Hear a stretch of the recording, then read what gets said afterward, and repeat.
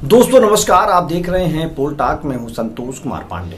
लगातार उत्तर प्रदेश के त्रिस्तरीय पंचायत चुनाव के मुद्दे को उत्तर प्रदेश से लेकर के दिल्ली तक मामला छाया हुआ है और ऐसे मुद्दों को पोल टॉक उठा रहा है, बता रहा है, समझा रहा है।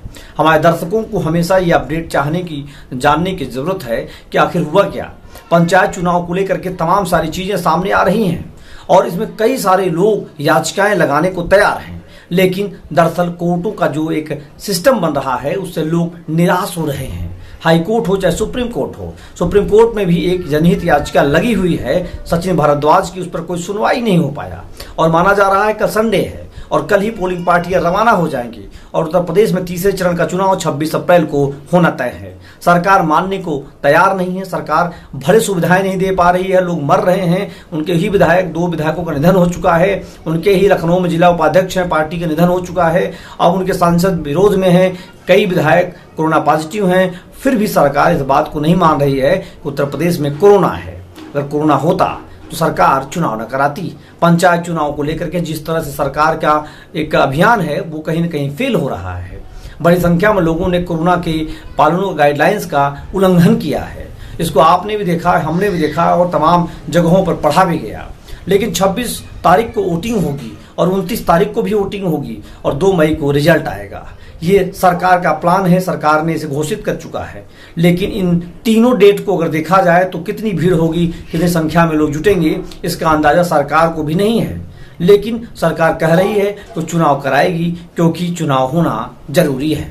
देश में सबसे बड़ा उत्सव चुनाव है, जीवन भी अब उससे पीछे हो चुका है और यह भी कहना है लोगों का कि चुनाव के बाद उत्तर प्रदेश में लॉकडाउन लग सकता है। तो सरकार की इस दोहरी नीति को लोग समझ रहे हैं और समझने का प्रयास भी कर रहे हैं। लेकिन दोस्तों, अब लोगों को कोर्ट से भी निराशा हाथ लग रही है। जिस कोर्ट ने, हाई कोर्ट ने सरकार को आदेश दिया, उसी सुप्रीम कोर्ट ने दूसरे दिन स्टे दे दिया और सुप्रीम कोर्ट ने कहा कि हम सुनवाई करेंगे और सुप्रीम कोर्ट ने भी सुनवाई को मंगलवार तक के लिए टाल दिया है। अब क्या उस दिन सुनवाई हो पाएगी, इस पर भी कोई संभावना पूरी तरह से अभी साफ नहीं हो पा रही है। माना जा रहा है कि इस तरीके के जो डिसीजन हो रहे हैं हाई कोर्ट, सुप्रीम कोर्ट से, लोगों की निराशा, उदासी, हताशा बढ़ रही है। भले ही लोग 95 की बात कर रहे हैं, 2015 की बात कर रहे हैं, लेकिन सभी को चाहिए न्याय। और न्याय क्या होता है, निर्णय बहुत मायने रखता है।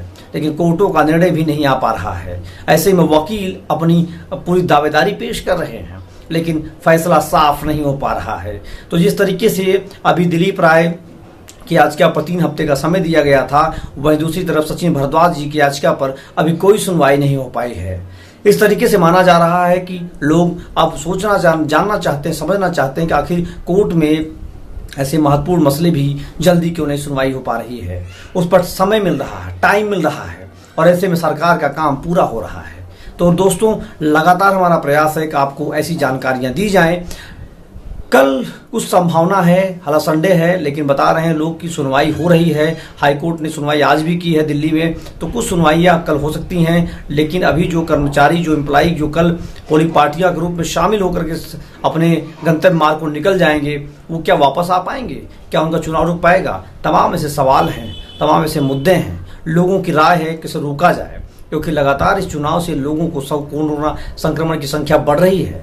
लेकिन हमारा प्रयास है कि आपके मुद्दों को उठाया जाएगा, आपके मुद्दे को रखा जाएगा और हमारा प्रयास ये भी है कि आपकी बात को सरकार तक पहुंचाई जाएगी। सरकारें अगर हम आपकी बातें नहीं सुन पा रही हैं, समझ पा रही हैं, तो ये उनके लिए दुर्भाग्यपूर्ण है। लेकिन आपकी बातें सरकार तक पहुंचाई जा रही हैं। बड़े बड़े दावे किए जा रहे हैं कि गांव में कोरोना नहीं है, लेकिन इसी लापरवाही ने आज पूरे शहरों को शमशान बना दिया है। दिल्ली, मुंबई, जयपुर और चेन्नई, कोलकाता की हालत आप देख रहे हैं, लगातार ऐसे बने हुए हैं। केवल वही लापरवाही कि कोरोना चला गया है। आप देख रहे हैं पोल टॉक। लगातार चैनल को देखने सब्सक्राइब कर देना भूलिए। धन्यवाद। जय हिंद, जय भारत।